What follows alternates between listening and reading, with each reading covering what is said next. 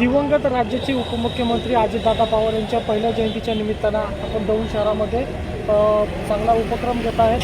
कशा प्रकारे आपण हा उपक्रम ही जयंती साजरी करताय आणि अजून कोणकोणते प्रोग्राम आपण घेत आहे, काय सांगायचं? अजितदादा यांच्या झालं मी त्यामुळे संपूर्ण महाराष्ट्र हळहळला. संपूर्ण महाराष्ट्रामध्ये दुःखाची छाया पसरली. अजितदादासारखा एक कामाचा माणूस जो पर्यावरणवादी विचाराचा होता, जो लोकशाही विचाराचा होता, जो समाजातील दुर्लक्षित अपेक्षित किंवा जे दुर्लक्षित घटक आहेत, मागासवर्गीय असेल, अल्पसंख्याक असेल, दलित असेल, अशा सर्व लोकांच्या हितासाठी काम करणारा नेता आपल्या मध्ये होता. आणि त्यामुळं या ठिकाणी त्यांच्या जयंतीचा कार्यक्रम दौंड शहरामध्ये महाराष्ट्र झोपडपट्टी सुरक्षा विकास दल, रजिस्ट्रेशन महाराष्ट्र राज्य भारत सरकार या संस्थेच्या वतीनं या ठिकाणी अजितदादांच्या वाढदिवसांचा पूर्वी गेले 25-30 वर्षापासून आम्ही कार्यक्रम घेतोय.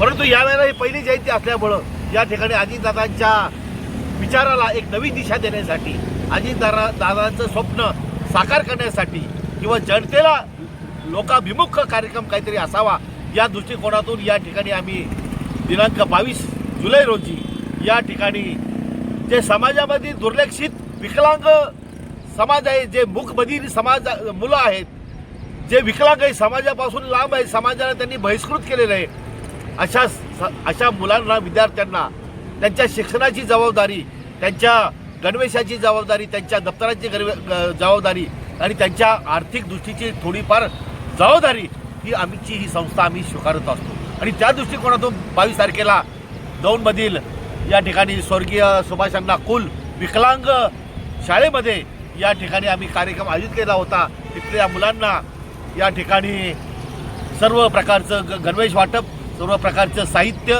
सर्व प्रकारच्या मिठाईचं वाटप, सर्व प्रकारच्या त्यांना दैनंदिन ज्या गरजा आहेत त्या साहित्याचं वाटप आमच्या संस्थेमार्फत या ठिकाणी ठेवलं होतं. आणि त्याला दौंड शहरातील अनेक नामवंत किंवा या ठिकाणी मान्यवर उपस्थित राहिले. दौंड नगरपालिकेच्या नगराध्यक्षा दुर्गादेवी जगताळे याही या ठिकाणी उपस्थित होत्या. अनेक मान्यवर उपस्थित होते. पार्थ पवार हे कार्यक्रमाचे प्रमुख होते, परंतु संसदेचं अधिवेशन चालू असल्यामुळं आणि त्यांचा पहिला दिवस असल्यामुळं ते या कार्यक्रमाला येऊ शकले नाही. त्यांनी तसा मला संदेश पाठवला आणि परंतु हा कार्यक्रम त्या ठिकाणी आमचा झाला. एक 400-500 लोक त्या ठिकाणी उपस्थित होते. अनेक महिला उपस्थित होत्या. अनेक गरजू महिलांना त्या ठिकाणी आम्ही कपड्याचं वाटप केलं, अनेक मुलांना कपड्याचं वाटप केलं, अनेक मुलांना शालेय साहित्याचं वाटप केलं.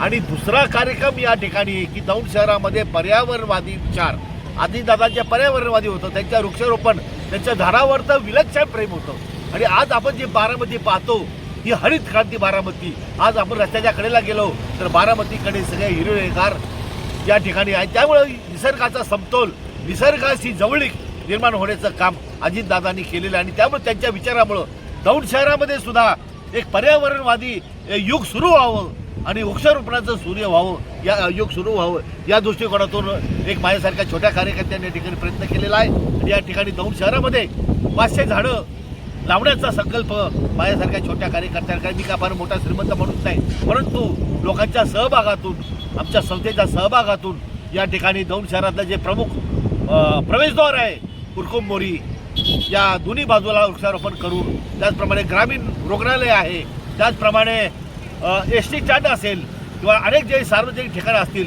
किंवा रस्त्यांच्या कडेला असतील, असं या ठिकाणी वृक्षारोपण करण्याचं काम या ठिकाणी आम्ही करत आहोत. नगरपालिकेला सुद्धा माझी विनंती आहे की नगरपालिका नाहक इतर ठिकाणी खर्च करते, परंतु या ठिकाणी पर्यावरण दौंड शहर जर तुम्हाला बनवायचं असेल, खऱ्या अर्थानं निसर्गाला समतोल साधायचा असेल तर वृक्षारोपण आणि हरित क्रांती झालीच पाहिजे. यासाठी नगरपालिकेने पुढाकार घेतला पाहिजे. त्याच्यावरती पैसे विनाकारण दुसरीकडे पैसे खर्च करून मोठ्या प्रमाणामध्ये त्या पैशाची नासधूस होते आणि मोठा भ्रष्टाचार होतोय. तर तो रोखून तुम्ही या पर्यावरणवादी विचाराला किंवा दौंड शहराचे जे रस्ते आहेत त्या रस्त्याच्या कडेला तुम्ही या ठिकाणी वृक्षारोपण करावं आणि दौंड शहराला एक वेगळं स्वरूप, एक दौंड शहराला एक हरित क्रांतीचं शहर म्हणून या ठिकाणी करावं.